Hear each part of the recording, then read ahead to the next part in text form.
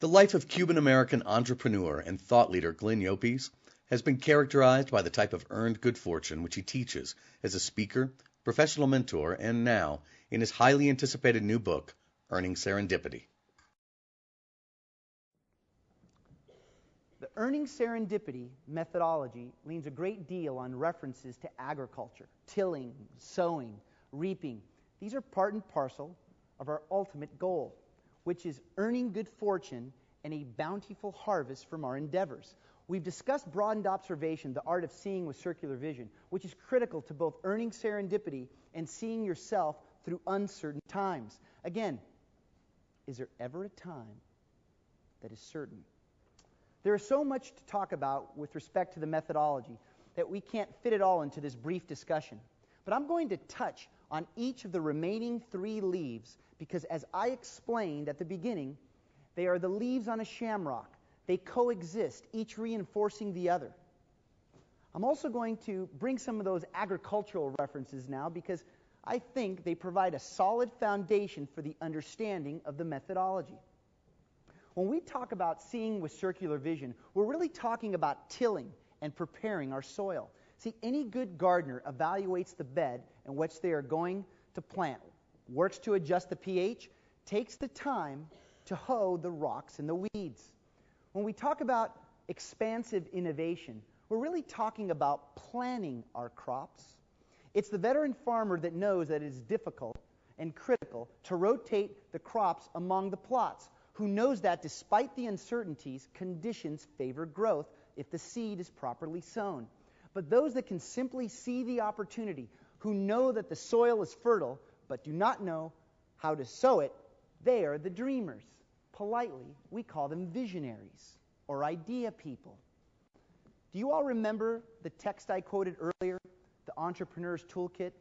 They quote William Bygrave, a professor emeritus at Boston University and a specialist in the entrepreneurial arts. He was asked to define an entrepreneur, and he said that it was not only someone that perceives an opportunity, but one who creates an organization to pursue it. Now, I've already told you that I believe that entrepreneurship is much more than that. That it is a way of viewing life. But in this sense, Professor Bygrave is dead on. If you are not willing to put the effort into cultivating opportunities, you should never expect anything more than random growth. Random growth. Now, there's an old tale told in Cuba about a farmer who is known throughout the land as a magician with his soil. The land prospector one day shows up at the farmer's door, marveling at the bounty the man has pulled from his plot. And he tells the farmer he wants to purchase his farm.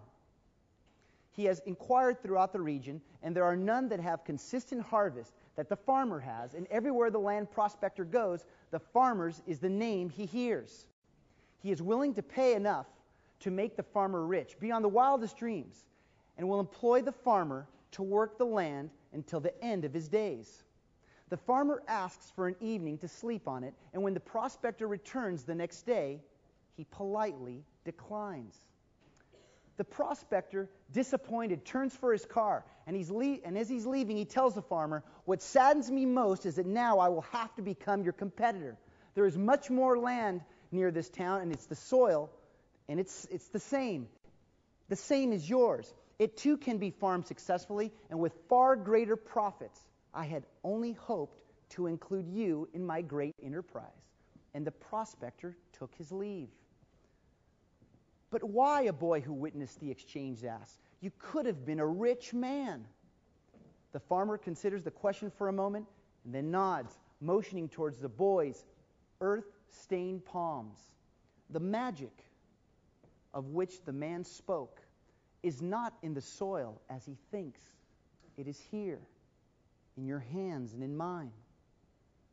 I did not accept the man's offer because he sought only to reap the harvest, but knew nothing of sowing its seeds. Such a man's fortune cannot be trusted.